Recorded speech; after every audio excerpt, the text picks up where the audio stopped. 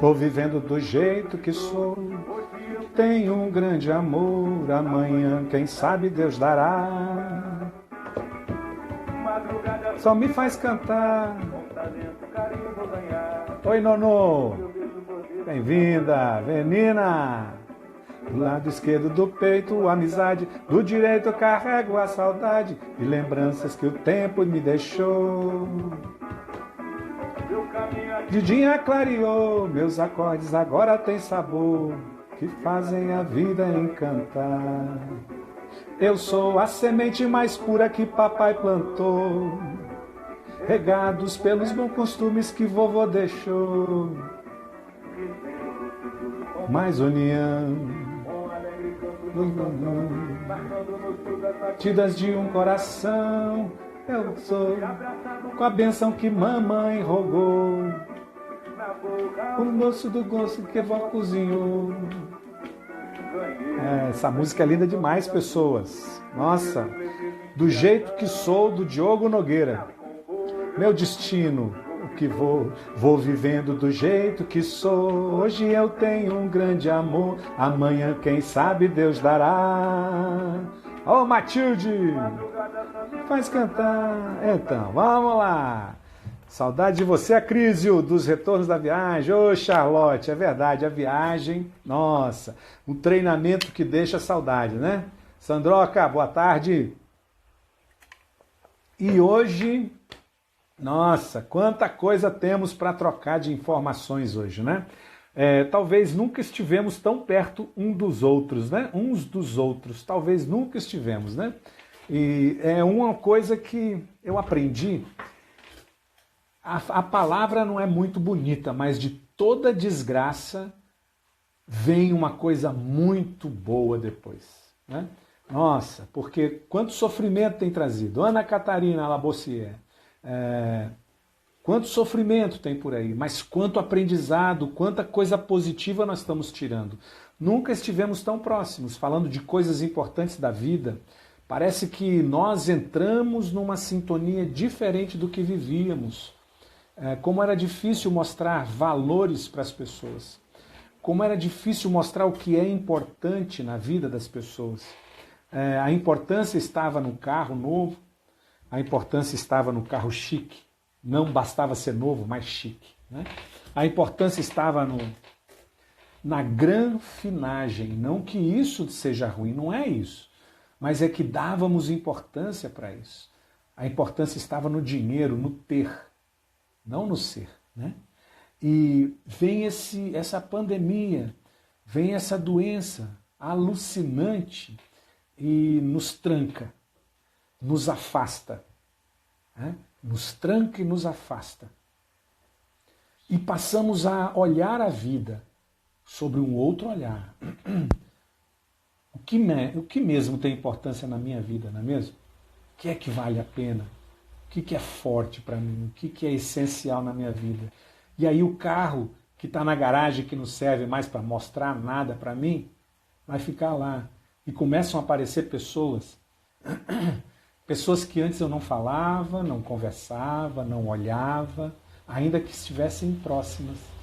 Começam a aparecer filhos, maridos, esposas, começam a aparecer pais, irmãos, amigos, né? Aí as coisas verdadeiras começam a aparecer, né? Então, assim, como de algo difícil, dolorido, surgem aprendizados. E a Noêmia citou aí uma frase que é muito interessante mesmo, né? Do esterco nascem as flores, né? Esse é o grande problema, ter ou não ser, não é mesmo, Venina? E todos os treinamentos, todos os cursos que eu ministrei nesses 15 anos, eu sempre valorizei a essência, o ser, né? E, nossa, como era importante as pessoas descobrirem isso, descobrirem que eles não precisam mais se agarrar em coisas que não têm valor, que trazem sofrimento para eu conquistar, né? Às vezes os filhos recebem um grande presente da vida, dos pais. E os pais assim, passei a minha vida trabalhando para te dar isso. Passei a minha vida escravizado, sem poder ver você, sem poder olhar você, sem poder estar com você. Perdi tudo para te dar isso, meu filho. Aí o filho diz, mas quem é você mesmo? Então a ausência, né? A ausência marca isso. O que as crianças, os filhos, as pessoas mais querem não são os presentes, mas as presenças, né? Manda um beijo aí para Joyce, para ela ganhar o dia dela. Ô, Joyce, grande Joyce. Beijão, menina. Um beijão para você. Grande Leandro. Então, eu disse que hoje vou falar sobre algumas coisas importantes para mim. E essas coisas eu também aprendi na minha estrada da vida aí. E não tem nada a ver com a música, né? Nessa longa estrada da vida, vou correndo e não posso parar. E quem disse que ele não parou? Não é mesmo? Nessa longa estrada, vou correndo e não posso parar. Parou, caramba. Tá aí, paradão. E agora? Faz o quê, né? O que é importante. Então, pessoal, faz um favor para algumas pessoas. Manda esse aviãozinho que está aí no rodapé dessa imagem nossa. Manda esse aviãozinho para as pessoas, porque eu vou falar sobre família, os valores nas famílias. E nós estamos num momento estritamente familiar, não é mesmo? Alguns sozinhos, sem as famílias, outros com a família e passando uma barra danada, né? Então, vamos falar, e talvez algumas coisas que eu fale, você gostaria de ter falado, algumas coisas que eu fale você gostaria de falar ou já falou. Mas às vezes as pessoas não ouvem, né? Porque não era o momento, porque não foi aquela situação, né? Então, ouvindo pela voz de outra pessoa, talvez caia a ficha. Então, faz um favor para elas. Manda esse aviãozinho que está embaixo. Vamos distribuir esses aviãozinhos, tá bom? Vamos combinar o seguinte, você pode perguntar o que quiser aqui. Você pode entrar com qualquer informação, até contra o que eu estiver dizendo, tá bom? Sem problema nenhum. Sem problema nenhum. Sempre vai ajudar, não é mesmo? Então vamos lá. Vamos começar. Certa vez, marquei uma reunião de família, porque eu percebi que... eu percebi isso aos 48 anos de idade, que existia um silêncio enorme na minha família, entre mim e meus irmãos, entre mim e meus pais, rolava um silêncio estranho. A gente se via uma vez por mês, podia até se ver nos finais de semana, mas saía desse evento, desse encontro, e a gente não se falava. Isso perdura ainda até hoje, a gente não se fala. Quando a gente se encontra, a gente se abraça, se ama, tudo mais, né? Mas isso me incomodou e eu, pela primeira vez, resolvi chamar meus irmãos para bater um papo. E eles aceitaram, eu nem disse do que se tratava, né?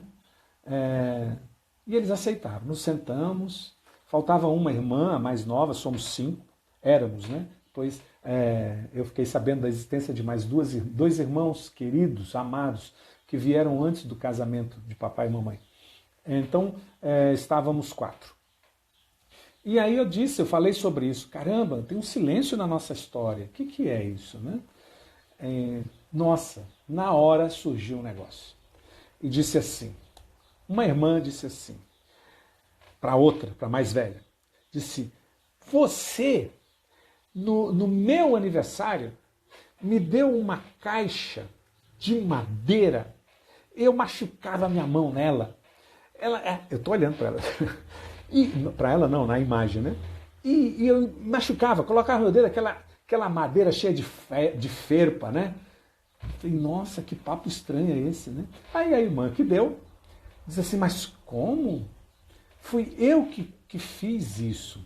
Eu forrei com veludo, eu pintei, eu desenhei, eu dei, foi feito por mim, não foi comprado, eu dei com amor. Mas você não precisava ter feito isso, porque quando eu era criança, aí entrou a história. Quando eu era criança, você não me deixava pegar nas suas coisas, você não me deixava isso. Nossa, saiu coisas de 40 anos antes. Que coisa louca! Como guardamos coisas na gente. que nos faz mal, que nos afasta um do outro, né? 40 anos sem falar de uma mágoa. Pode. E era isso que afastava a gente. Não era só isso, tem outras coisas, né? Mas isso que vai afastando, uma mágoa guardada. Você tem mágoa? Tem mágoa de alguém? Ou não? Como a mágoa mantém a gente distante das pessoas. Como a mágoa separa vínculos mais fortes que existem nessa terra. Vínculos de sangue. Não existe um vínculo mais forte do que um vínculo de sangue. É um vínculo eterno. Você pode fazer transfusão total do seu sangue, continua. Mas como pode uma mágoa de algo mal interpretado fora da pessoa, porque dentro foi perfeitamente interpretado. Dentro ela sentiu aquilo. Né? Então, famílias carregam dores profundas, que enquanto não forem destiladas, e elas só podem ser destiladas por aqui. Eu ouvi algo esses tempos atrás, que se existe uma forma de unir o pensamento ao coração, está aqui. O falar. O falar. Quando falamos, diminuímos a distância entre coração e mente. Então é isso. Guardamos mágoas. E essa distância, ela nunca é ultrapassada. Não falamos, não botamos para fora. Né? Bom, esse estudo sobre família é antiquíssimo. Estudo por quê? Porque é uma busca de entender o que acontece nas famílias. Pessoal, só me diz, está fazendo sentido isso que eu estou falando para vocês? Porque eu vou falar de família. E essas amarrações, essas coisas vinculadas erroneamente, que mantém preso e afasta ao mesmo tempo a família. Faz sentido para você? Se não faz sentido, é disso que eu vou falar. Então aí talvez você não goste de ouvir, né? Mas talvez a família seja importante para você, esses laços. Uma coisa só nos desenvolvemos financeiramente, profissionalmente, em relações, na saúde, quando esses laços familiares são ajustados dentro da gente. Né? Então, faz muito sentido para o Rodrigo, faz sentido para o Bitten, para o Luiz, para a Sandra, para a Valéria, para o Auri. Então, legal. Então, vou continuar, tá? Há muitos e muitos, muitos e muitos anos atrás, e está escrito na Bíblia de alguém, se todos têm Bíblia, na Bíblia de todos, nos 10 mandamentos. Um deles diz assim: honrar pai e mãe. Não estou falando de religião, tá bom, pessoal? Não estou falando não. Mas eu estou falando de algo que foi escrito há centenas de anos atrás. No mínimo 2.500 anos atrás. Honrar pai e mãe. Caramba! E um código de vida. Você sabe que lá, naquela época, as pessoas morriam de besteira mesmo. Disenteria, e hoje ainda morrem, né? Sujeira, cárie no dente, infecção no ouvido, qualquer besteira matava, né? E a falta de higiene era enorme, enorme, enorme. E, inclusive, esse vírus hoje está levando a gente a aumentar o nível de higiene, não é? Distância, lavar a mão, se proteger. Então, os mandamentos também trouxeram algo nesse sentido. A religião lá trouxe algo nesse sentido, preservar a vida. E honrar pai e mãe é fundamental. Por que será que escreveram isso? Será que já existiam essas confusões? Quem da gente, entre eu e vocês, entre mim e vocês, não tem algo a reclamar dos pais? Não tem um julgamento contra eles? Inclusive um post que sai, já muitos papos assim, falando, né, sobre... lembra quando seus pais diziam: você não sabe nada, fica calado e não sai de casa. E hoje é a vez da gente dar o troco. Nós vamos dizer para os nossos pais: vocês não sabem de nada, fica calado e fica em casa. Isso é uma crítica, um julgamento, um não honrar. Não é que a gente vai deixá-lo sair, mas traz dentro dessa frase isso. Em outro capítulo do Êxodo, aparece assim: honre pai e mãe para que seus dias se prolonguem na terra. Não quero falar de religião, pessoal, ainda que eu esteja citando, tá bom? Honre pai e mãe para que seus dias se prolonguem na terra. Caramba! Isso é um segredo. Mas por qual motivo isso é um segredo? E eu vou falar um pouco desse segredo, que foi descoberto nos anos da nossa vida. Todos nós, há centenas de anos antes da era cristã, já falávamos de querer entender qual o motivo do insucesso, de eu não ter sucesso na minha vida profissional, de eu não ter sucesso na vida como ser humano, de eu adoecer. É a falta dessa estrutura familiar rompida, quebrada. Mas isso não significa que eu tenha que morar com meus pais, não significa que eu tenha que ficar abraçado com ele, não. É outra história, meu pai, falando do meu pai, Geraldo Medeiros Santiago. Papai era um cara... Eu entendi isso muito tempo depois, aos 50 anos de idade. Tenho 61, pessoal. Mas aos 50 anos de idade eu percebi o quanto esse cara nossa, meu pai. Antes disso, ele era meu pai. Vocês entenderam? Meu pai. Porque lá na infância, eu julguei meu pai, na infância e adolescência, a partir das surras que eu levava. Uma vez eu falei para minha mãe, ela perguntou, não sei por qual motivo, das palmadas que eu tomava de papai. Papai chamava de bolo. Eu estendia a mão, ele pegava com a mão dele a minha mão, a chinela e batia na minha mão. E cada hora era 2, 10 bolos você vai levar. E aí ele batia com a chinela, havaiana, não sei se era havaiana, mas era provável. E aí uma vez eu disse para a mamãe: mamãe, não dói, o chinelo do papai não dói. Naquele dia eu apanhei com um sapato, na mão, com bolo. E eu falei: eu acho que tem uma sacanagem aí. Mamãe falou para papai. E eu aprendi, na minha inocência, que eu não deveria falar as verdades. As verdades doeriam. Olha só que coisa séria. Nós, crianças, tiramos conclusões. E eu chamo de gabaritos. Nós, crianças, tiramos conclusões. E aí, não falar a verdade era vital para mim.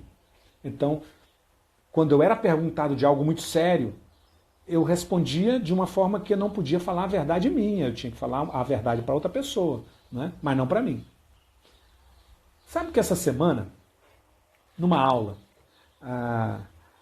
estamos fazendo aula, teleaula, né? Eu faço psicologia, estou no 3º ano de psicologia. Resolvi fazer aos 60 anos, antes, né? Estou no 3º ano, fazer psicologia. Eu sou psicanalista, formado em Direito, e resolvi fazer psicologia. E achei a coisa mais linda do mundo, os conhecimentos que nós trouxemos para nós.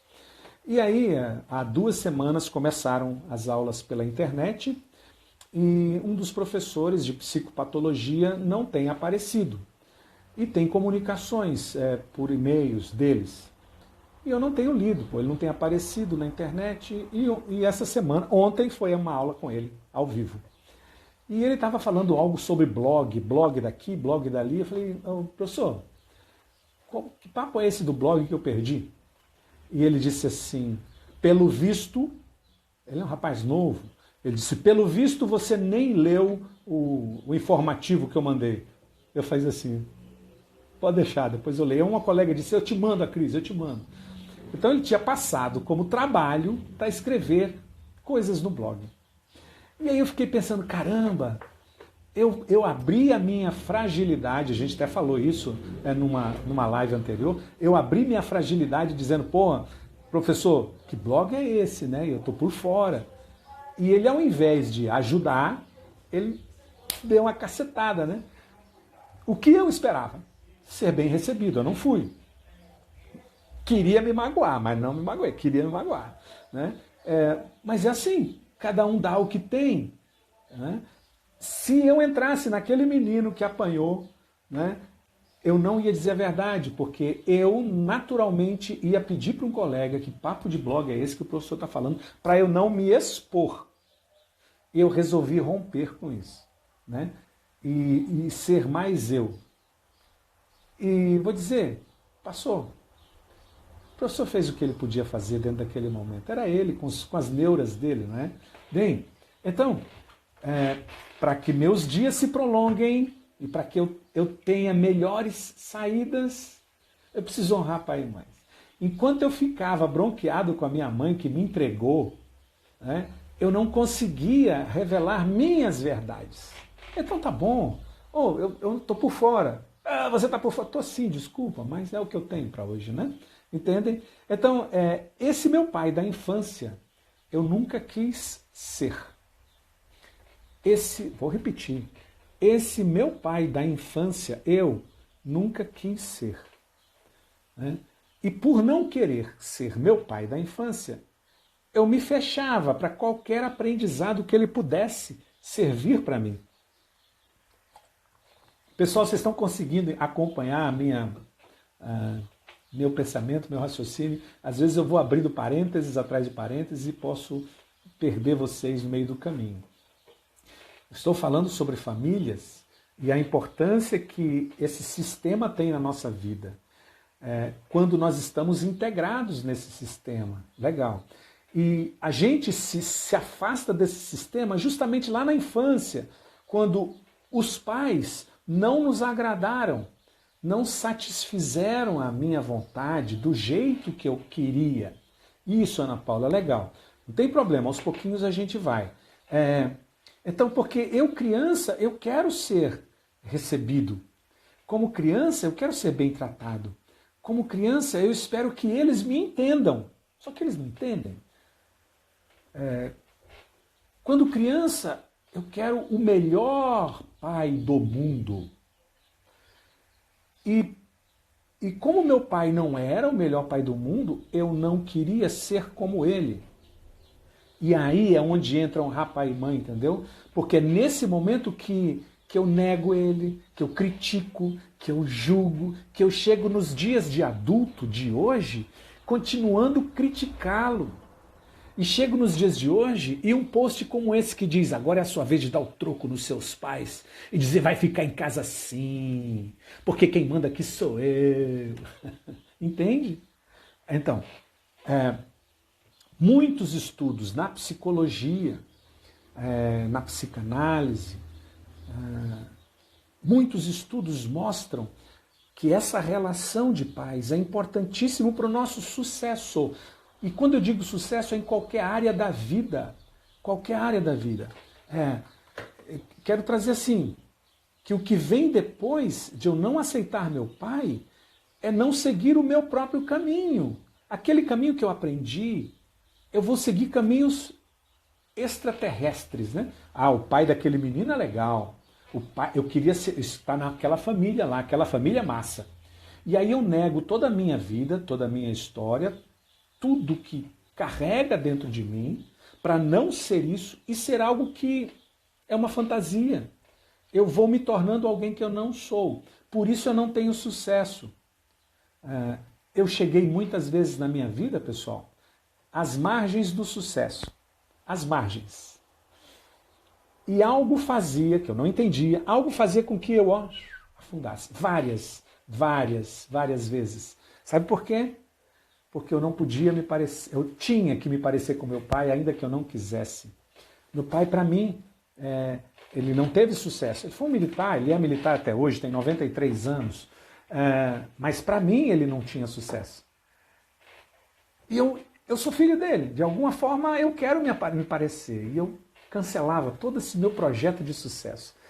Quando eu aceitei meu pai do jeito que ele é, não é abraçando, é do jeito que ele é, com os defeitos dele, porque Existem algumas coisas que são diferentes. Ser homem, ser marido ou esposa, ser homem ou mulher, ser marido ou esposa, e ser pai e mãe. São três coisas diferentes.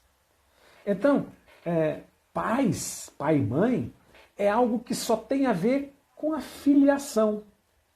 Então, é uma relação de pai e filho. Não tem nada a ver com o homem, com o marido. É algo só dentro da gente. É algo como se fosse quase espiritual, essa relação. Só que ela é uma relação que é materializada por uma pessoa. E essa pessoa, eu a vejo enquanto homem, enquanto mulher. E eu vejo a materialização. E é quando eu cometo erros, equívocos. É quando eu não bebo a água. É quando eu não aceito ele. Porque essa garrafa, porque essa pessoa, esse João, esse homem é ruim, é bêbado, fuma, bate, briga, é isso. É grosseiro, não dá carinho. Porque esse marido é um marido traidor, porque essa esposa é uma esposa relaxada. E aí, por eu criticar esses papéis, eu não aceito o pai. O pai, que é algo completamente diferente, ou a mãe, do homem, do marido, da mulher, da esposa. É difícil, às vezes, a gente conseguir afastar essas coisas, porque é muito concreto. Mas eu só terei, como diz lá no começo, lá que eu falei, para que seus dias se prolonguem na terra, honrarás pai e mãe. E ele fala honrar, ele não fala amar, ele fala honrar. E aí tem uma sabedoria, sabe, pessoal? Sabe quem ama nessa história toda? Não são filhos que amam pais. São pais que amam filhos. E por que isso? Porque filho não tem amor para dar para os pais. Filhos têm honra e respeito. Esse é um conceito difícil, tá, pessoal? Mas eu prometo que eu vou elucidar isso. Vou esclarecer isso, tá? Os pais é que têm amor para dar. Ainda que seja personificado num homem viciado, num homem bêbado, num homem sem caráter. Tem um pai, que não é o homem, tem um pai. Né? E esse pai é que me ama. Eu só preciso de uma coisinha para abrir a minha felicidade dentro de mim como filho. E essa coisa está além do que eu vejo. Só quando eu honrar. Esse é ele. Esse é ele. Ele só faz o que ele sabe, o que ele tem. Ele não tem mais o que fazer além disso. Isso é ele. Então são conceitos que hoje em dia são um pouco difíceis de internalizar, porque a gente já colocou tanta coisa nessas pessoas, né? Só quando nós, filhos, nos tornarmos pais, é que nós vamos entender um pouco que os pais só fazem o que sabem e o que podem para os filhos. E fazem tudo. Só quando nós nos tornarmos pais é que saberemos que nós, pais, fazemos tudo o que podemos e sabemos para os filhos. E que nós não somos super homens, super mulheres. Nós somos humanos, cheios de erros e defeitos. E que além de erros e defeitos, nós temos muita coisa para dar. Só quando eu aceitei o meu pai, Geraldo Medeiros Santiago, primeiro tenente do Exército, da Infantaria, da área de saúde, quando eu aceitei esse cara, sem precisar dizer o que é certo e o que é errado nele, foi que eu pude olhar ele com amor. E hoje, toda vez que eu penso no meu pai, eu agradeço profundamente por ter sido ele e não outra pessoa. O meu melhor pai que o mundo me trouxe. Né? Então, pode ser difícil, mas é libertador você entender esses papéis. O que é ser homem, mulher, o que é ser marido, esposa, o que é ser pai, mãe e o que é ser filho. E qual é o lugar seu nesse papel. Só quando isso acontecer. Bom, muitas áreas da psicologia já estudaram isso. Algumas áreas, a psicologia tem 3 grandes movimentos, 3 grandes forças. Antes de eu entrar nessa parte, vocês poderiam me dizer se isso que eu disse fez sentido, ficou claro ou não? Eu posso voltar a explicar, pessoal, porque eu sei que é algo que mexe não com o nosso cognitivo apenas, mexe com as nossas emoções, nossas raivas, nossas mágoas, nossas dores, nossos conflitos, né? Então, só diz se isso faz sentido ou não, se você entendeu ou não, se quer saber de alguma coisa um pouco diferente disso, se você se sente mal, se não se sentiu legal ao ouvir isso, porque ocasiona mesmo, né, essa bagunça na cabeça, né? Ô Lisa, seja bem-vinda, seja bem-vinda. Sátia, chegou agora. Ah, que bom, seja bem-vinda. Eu participei do processo seu, Sátia, sei muito bem como você já entende isso. Fez muito sentido, Douglas? É isso aí? Ah, Charlotte, ok. Ficou claro, sim, né, Caroline? Legal. Ok, Rogerão. Priscila, lembrei da viagem. Cíntia, faz muito sentido. Você fez constelação comigo, Cíntia. Já entende, né? Tati, faz total sentido. Legal. Então, beleza. Então, vou dar um passo adiante. A psicologia, ela começou em 1700, dali para frente. Muitos estudos começaram a entrar nessa área do comportamento, por que nós nos comportamos assim, por que eu fico nervoso, por que eu fico bravo, por que eu mato, por que... voltou. Porque eu adoeço mentalmente, porque eu caio de cama, fico profundamente triste. Então essas perguntas foram vindo e foram tentando respondê-las. A primeira grande corrente da psicologia chama-se psicanálise, nascida com um médico neurologista chamado Freud, que ele escreveu muita coisa. Foi um cara que trouxe muita ajuda para a gente. E Freud ele descreveu o desenvolvimento humano a partir da visão da sexualidade. E é por isso que ele fala dos 2 grandes movimentos humanos, prazer e dor. E que nós nos movimentamos nesses dois lados, prazer e dor. Foi Freud também que, pela primeira vez, deu entendimento às estruturas mentais, inconsciente e consciente. Foi ele que nominou, com um certo entendimento, essas estruturas. Eu tenho uma estrutura consciente e tenho uma estrutura inconsciente, né?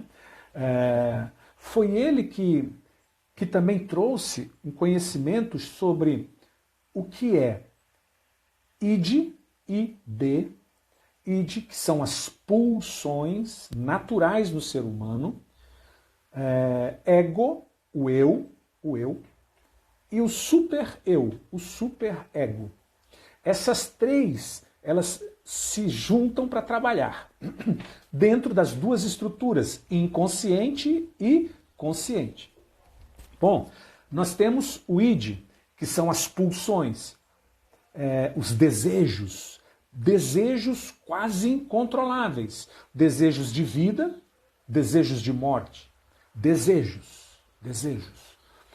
Chega um momento em que nós, lá na tenra infância, sofremos algo, e nesse sofrimento a nossa mente se separa em inconsciente e consciente. Para quê? Para proteger essa dor profunda que nós sentimos. Então houve uma dor insustentável, né? E essa dor insustentável foi como que presa no inconsciente. Essa dor que tem lá o id, as pulsões estão lá dentro, ela foi fechada por uma instância chamada ego e outra chamada superego, que são as normas, as tradições, as leis familiares, aquilo que pode, o que não pode, fecha as pernas, menina, não fala palavrão, tira a mão do pinto, menino, aquelas coisas todas. A pessoa, você já viu criança que entra numa casa toda direitinha e todo mundo fala assim, nossa, que criança mais educada, nossa, que criança super boazinha, a criança sentada no sofá, 3 celulares ali na frente, ela sentada não mexe em nada, quietinha, e todo mundo diz, que criança boazinha. Você já viu isso acontecer? Isso, esse menino não chora também entra nessa história. Então, é o superego que é muito forte sobre o ego, e o ego resiste todas as pulsões. A criança tem vontade de sair brincando, sair vontade de pulando, subindo no sofá, escorregando pela cortina, gritar, pedir comida, abrir geladeira. É assim que criança é.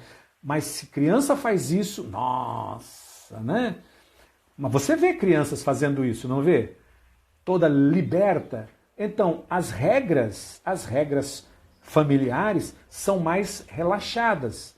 E então as pulsões, elas entram mais no ego nessa instância. Isso foi a primeira história dessa corrente chamada psicanálise, criada por Freud.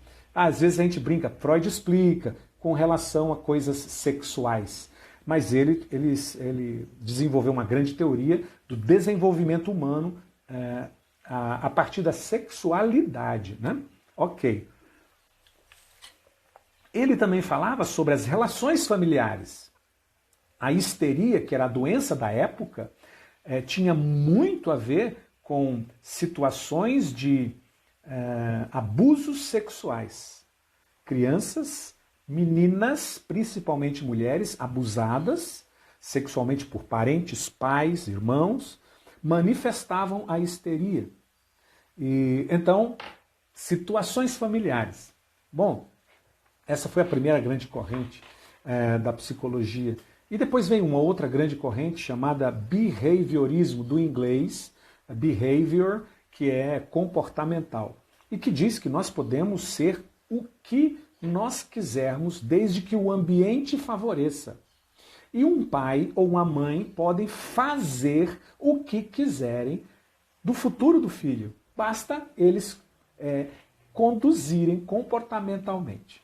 Essa é a segunda grande corrente que tem muitos defensores e hoje ela cresceu de uma forma muito legal e é muito utilizada hoje. A terceira grande corrente é o humanismo. E o humanismo diz assim que nós temos uma tendência atualizante de sermos cada vez melhores. E não importa onde nós nascemos, importa que nós podemos ser melhores sempre. Então não importa se é pobre, se nasceu na favela, não precisa ser condenado a uma vida triste e infeliz. Não importa se nasceu num berço de ouro, que não vai ser necessariamente feliz. Mas todos, exatamente todos, temos uma tendência à autorrealização, uma tendência que chamamos atualizante. Então essas grandes teorias, essas 3 grandes correntes da psicologia, que mostram o caminho para a gente ser cada vez melhor. Né? Melhor em todas as áreas, profissional, de relacionamento pessoal. Né? E chega um momento, tem sociodrama. Alguém já ouviu falar em sociodrama?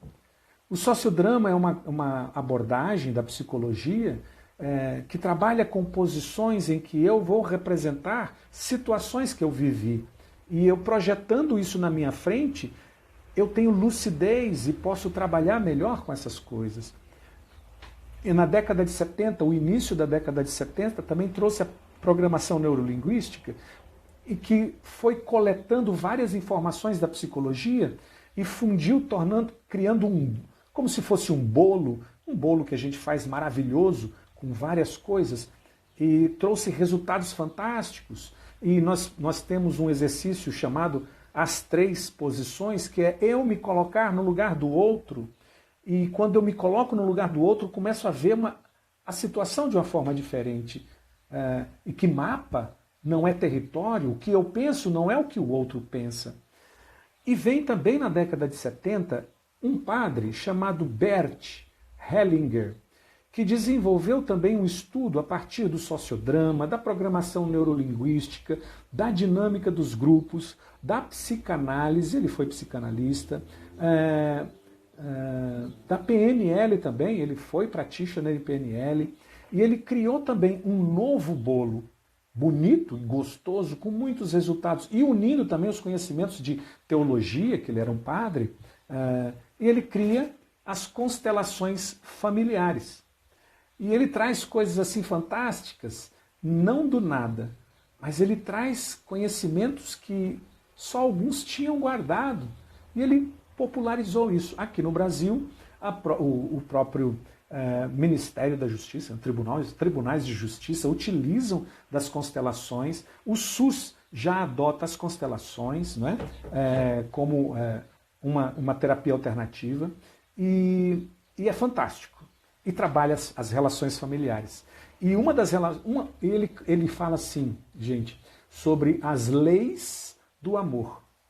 Leis do amor que, se quebradas, vão trazer problema. E a gente reconhece onde nós quebramos essas leis, o tempo todo. E é fantástico sabermos. Você tem vontade de conhecer essas leis? A Satya Bert Hellinger tornou minha vida mais leve. É isso aí. Ele e os conhecimentos que ele trouxe para a gente. Então, a primeira lei é a lei do pertencimento. Nós pertencemos. E nós, seres humanos, buscamos incessantemente o pertencer. Lembra que eu falei que eu não queria ser como meu pai? Logo no começo eu falei que eu não queria parecer com meu pai. Aquele cara que me batia, aquele cara bravo, feliz pra caramba, mas eu achava ele bravo. Então, eu não queria me parecer com ele. Mas o pertencimento é algo fundamental da nossa alma. Sem pertencimento, a gente fica perdido no mundo. A sensação de perda, de estar perdido, é péssima. O que nós sentimos hoje, com a possibilidade desse vírus chegar na nossa vida? Quantas pessoas estão sozinhas, que não estão podendo ver os parentes? Dá uma sensação de perda enorme. Então, pertencimento é a primeira lei. E o que eu fazia? Eu buscava. Lembra que eu falei do meu insucesso profissional em muitas vezes na minha vida? Era assim que eu buscava me parecer com meu pai. Meu pertencimento por meio do fracasso. Eu não podia ter sucesso. Será que você já se identificou alguma vez com isso? Por qual motivo não tem sucesso na vida profissional, na vida financeira, na vida de relacionamentos? Talvez por pertencer. Mas tem um segredo. Quando eu reconheço que sou como os meus pais, eu posso seguir um novo caminho. Porque quando eu reconheço, eu não critico. Quando eu reconheço, eu não preciso mais julgá-los nem criticá-los. Eu me reconheço pertencente. E aí eu não preciso seguir mais esse caminho. Eu posso fazer diferente e ter sucesso. Cara, foi a maior alegria minha quando eu disse, pai, eu sou como você. Saiu um peso das minhas costas e eu pude olhar para o sucesso como uma permissão, como uma possibilidade, como um presente, como um merecimento. Sabia? Nossa! Então, assim, se você quer de verdade alcançar sucesso na vida profissional, na vida de relacionamentos, na vida física, de saúde, nossa, se reconheça. Se reconheça como parecido com seus pais. Eu sou meu pai. E como eu digo lá, né? Aqui eu não posso dizer, mas vou dizer, eu sou meu pai cagado e cuspido. E por me parecer tanto com você, papai, eu peço a permissão de fazer diferente. E quando eu fizer diferente, me olhe com carinho. E isso é a maior liberdade do mundo. Nossa! Liberdade por poder fazer diferente. Sem crítica. Fazer diferente. E quando eu faço diferente essas coisas, eu percebo a alegria no meu pai. Esse é meu filho. Que coisa louca, né? Então é isso. A segunda lei é a lei da ordem. E a lei da ordem me lembra uma imagem E meu pai tinha um Fusca 72, amarelo, Fuscão, 1500, 72, ele comprou zero. Nossa, foi o único carro zero de papai. Papai é uma criatura maravilhosa. E, sabe, eu era o quarto, né? Eu não era o mais novo. Mas adivinha, eu queria sentar onde quando entrava no Fusca? Né? Na janelinha. Mas quem que sentava na janelinha? Quem tinha o direito de sentar na janela? Me diga. Os mais novos? Não é? Mais novo não tem que sentar na janelinha, não. O mais novo sentava no meio e os mais velhos na janela. Isso é ordem. Quem vem primeiro tem os direitos, tem os privilégios. E esse é o negócio. Os mais velhos têm o lugar deles. E quando eu assumo o lugar dos mais velhos, tem coisa errada acontecendo na minha vida. Mas eu vou falar mais sobre isso depois. E por último, a lei do equilíbrio, que ela funciona entre pares, pessoas iguais, pessoas que estão no mesmo nível, casais, pares de trabalho, gerentes ou colegas de trabalho. Né? Eu vou falar mais um pouco, resolvi falar numa próxima live mais profundamente sobre isso. Eu só gostaria de dizer se você tem interesse em conhecer mais, porque é um assunto que é vital. Eu tenho a vontade de dizer vital na nossa vida, né? É um assunto vital para a gente poder reestabelecer a ordem, para a gente decolar e ser feliz. Né? Então, já está adiantada a hora, você sabe que o Insta só me permite falar 59 minutos, e então eu vou me prevenir, porque ontem o Insta derrubou a gente 5 vezes, e eu não quero que isso aconteça. Então, se você disser que tem interesse em ouvir mais algumas coisas sobre constelações familiares e uma nova abordagem que eu estou trazendo, que são gabaritos familiares, nos encontramos numa próxima live. Né? E eu vou colocar o post, eu não sei, hoje é quinta. Segunda, eu tenho 2 cursos. Tenho online, OnMind, que é um curso que vai rolar à noite, ele é gratuito, chama-se One Day. Vai ser das 19 às 22 horas na segunda-feira, convido você a participar. E à tarde eu tenho um outro curso de 1h30 de PNL com uma turma fechada. Chama-se Arquitetura do Pensamento, uma turma fechada. Os que fizeram todos os treinamentos comigo, os guerreiros. Então na segunda-feira está meio tumultuado, mas na terça-feira, ou quem sabe no domingo, eu vou ver. Eu mando o post para vocês, a gente se encontra. Né? O que você achou dessa live? Vale a pena? Eu quero dizer, quando eu abracei meu pai, abracei primeiro aqui, comigo mesmo, e reconheci que ele era o cara, ele, sem julgar, sem criticar, a minha vida se abriu. Profissionalmente. Então, a Sátia está dizendo que nunca tinha ouvido falar em constelação, e você, a Crísio, me apresentou tantas ferramentas. Obrigado, Sátia. Sim, sempre tem interesse em te ouvir falar. Oh, legal, Caroline. Daniel, One Day, segunda-feira, tamo junto. Manda o link do curso. Sim, vou mandar, Douglas, vou mandar sim, tá? Vou mandar sim, sem dúvida nenhuma. Noemi, muito quer ouvir falar. Quem está afim de ouvir falar mais um pouquinho sobre constelações, a gente se encontra de novo. E o One Day está aqui, ó. A Sandra colocou um link que é do Simpla, conhecendo pensamentos, emoções, o corpo e o autoconhecimento. Legal. Tamo junto.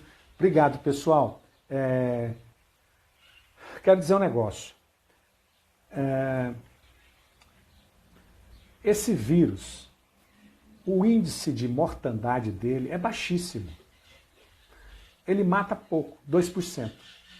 O negócio é que a velocidade dele é muito grande.